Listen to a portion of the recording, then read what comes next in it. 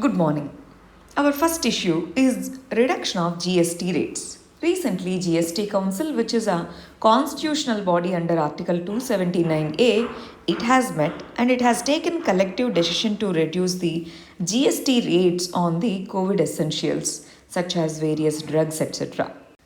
GST Council is essentially a cooperative federal structure which takes the collective decisions. In GST Council, we have representation from center and states. It is headed by the finance minister, and from the states, finance ministers or any other minister can be nominated. In general, state governments send their finance ministers to this particular council. Next issue is declassification policy of Ministry of Defence. Under Public Records Act and Public Records Rules of 1997, every organization has the right to take the decision over declassification of its files. Declassification and classification means whenever there is any serious issue or sensitive issue, the government classifies it. That means it prohibits others to gain access to it, public, any others. But we can't keep it as a secret for long, yes or no? That's why recently Ministry of Defence has proposed this policy, declassification policy, in which it is said that every incident need to be recorded in 5 years. Within 5 years, let's say LAC crisis last year, that should be recorded in 5 years and it would be declassified in maximum 25 years. Once it is declassified, it will be sent to National Archival of India. If there are any sensitive issues, it's the discretion of the government to declassify it or not. It can appoint a committee and then it can decide whether we should declassify it or not. War histories, there is this term war histories. During war, what has happened? The official account is noted down. That would help us in going for future policies. That's why Kargil Review Committee, NN Vohra Committee, they have recommended to go for declassification policy and recording each war history within 5 years. Based on that only, recently Ministry of Defence has proposed this policy. Next issue is data breach. What happened? To various government officials, a web link has been sent by the hackers saying that this is the official email or a link. You have to click on it. You have to enroll or you have to log in through your email ID, official email ID and password. You have to update your COVID vaccination status. Many people try to click on it. We call it as phishing. Phishing means by sending the malicious links which look as a normal links, hackers getting our data. That is breach of data. Recently that has happened. In now, as we are in the digital world, data breach and data hacking, cyber security threats, these are all increasing. In this context, proper awareness, transparent communication, preventive measures, these are all necessary. Next one is Operation Oliva. So it's a community project in Odisha. It is to protect the olive ridley turtles. Olive ridley turtles, these are vulnerable species. Odisha, especially Garimata coast, etc. These are famous for olive ridley turtles. To protect olive ridley turtles, this program has been taken up by the state of Odisha with the international and national central government's help. Next issue is monoclonal antibody treatment. For COVID-19, can we go for monoclonal antibody treatment? First of all, let us understand what do we mean by monoclonal antibody. It is indicated as MAB, monoclonal antibody. It activates passive or active immunity in our body. Monoclonal means identical copies of antibodies. They target specific antigen. Already we are using this for Ebola and HIV treatment. Monoclonal means from outside in lab we make the antibodies and we inject it into our body. These antibodies, they will fight with the infection. They will also promote the active immunity in our body. That way it helps.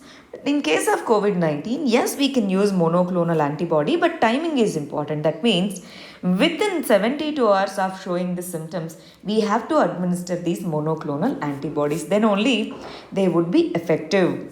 Next one is climate reconstruction. Recently, some of the scientists, they went for this climate reconstruction. They said dinosaurs, they had to face warmer climates Their disappearance may be attributed to the warmer climates. Reconstruction means how were the situations at the time. We call them as paleoclimatological studies. Old climate, we are studying it. Paleoclimatological studies. It can be used to understand the impact of climate change. Next issue is RNA to DNA. Can we convert RNA to DNA in general in our body? DNA to RNA conversion happens. We call it as transcription. We can do it artificially using cellular polymerases. But can we do it artificially? That means, can we take amino acids and can we gather them? Can we decode RNA into DNA? Yes, reverse is also possible. Earlier we thought only naturally it can be done, but artificially by reconstruction or by gathering these molecules we can't reverse transcript this RNA to DNA. That was the idea, but now recently it is published that reverse is also possible. Next is Bitcoin. Recently, El Salvador, a Central American country, has accepted Bitcoin as its official currency. Bitcoin is essentially a cryptocurrency which works with blockchain technology. It is a decentralized system. That means every node in the network, it maintains the copies of transactions, who sent what to whom, at what amount, at what time, and what is the amount. So entire thing is decentralized. There is no centralized agency like RBI or any other central bank. In this context, earlier El Salvador's official currency was dollar. We call it as dollarization. Dollarization means countries adopting dollar as its official currency. That process is called dollarization. Few countries have adopted it. One, for greater stability, because dollar is considered stable, but then two, to address the inflationary tendencies. But then there is this constraint. Whenever US Federal Bank reduces the policy rates, the currency fluctuates, dollar value fluctuates. So that will show impact over the official currencies of other countries which are following it.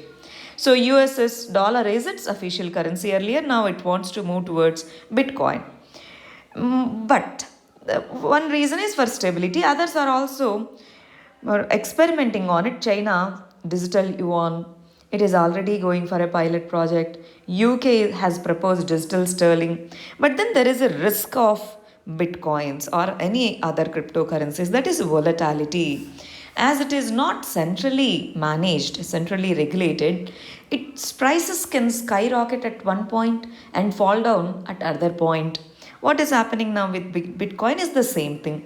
That's why many have proposed and started using it, but then slowly people are coming back from it. But El Salvador says risk and volatility can be reduced by the government intervention, as it is not a centralized one. It is going to be a future currency. That's why we are adopting it. That's the response from El Salvador.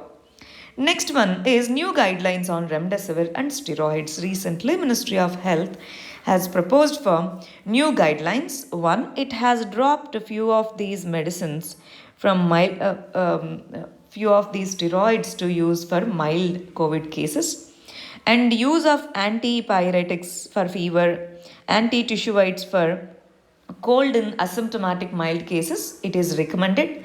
Remdesivir use is limited.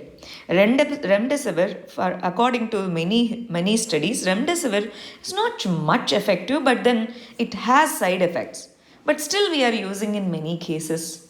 That's why ministry has given the new guidelines saying that it has to be used only in the select cases in the select hospitals. These new guidelines. Then G7, is it promoting the multilateralism? G7, group of 7, these are developed countries. This grouping was formed during this Gulf oil crisis 1975. At the time, it was representative of 70% of the world's GDP. Now, it contributes to 40% of world's GDP. Recently, G7 countries have met. They have taken decisions with regard to one, minimum corporate tax of 15%. Second one, very important, Build Back Better World project. Build Back Better World project, which says invest in the infrastructural projects which are open, transparent, which won't affect the country's sovereignty. That means they are indirectly targeting the One Belt One Road project of China. They have also proposed for vaccine equity. These countries they have more vaccines that they require to give 2 to 3 doses to entire population of their countries. But still they have more. In this context, they have pledged for vaccine equity. G7. Earlier, Russia was part of it. We used to call it as G8. Now, Russia is not. Russia is removed from this grouping in 2014. Now it's only G7. Next issue is FAME scheme, faster adoption and manufacturing of electric vehicles. Recently, Ministry of Heavy Industries it has revised the FAME 2 guidelines. It said that we are increasing the subsidy to 50% subsidy per kilowatt. It will amount to 40% of the vehicle cost. Why this particular subsidies are given to the industries who manufacture the electric vehicles? One, it promotes the sustainable transportation because electric vehicles are less polluting. And it promotes manufacturing in India. It reduces fossil fuel dependency of India. And under the new guidelines, it is also mentioned that EESL, Energy Efficiency Services Limited, a PSU, is going to encourage the use of more of electric vehicles, three-wheelers, two-wheelers, etc., in major cities and other areas. Thank you very much. All the very best.